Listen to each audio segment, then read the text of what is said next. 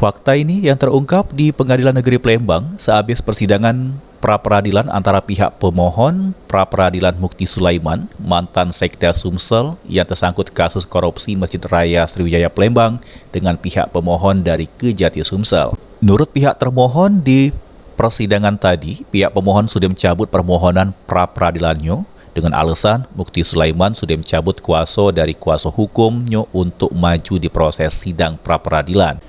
Kodak baik atas kejadian ini laju buat sidang pra-peradilan pun secara resmi gugur, sehingga pihak penyidik terus ke proses penyidikan kasus ini.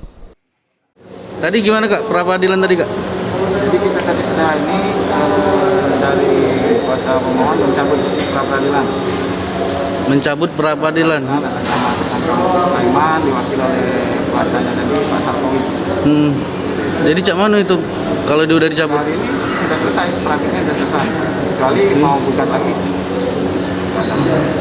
Jadi langkah kita ini pra-peradilannya dicabut? Kita tetap memang rencana memang sudah akan melakukan pelimpahan. Pelimpahan? Ini juga pelimpahan. Untuk yang berkas yang pertama ya? 4 tersangka, 2 berkas.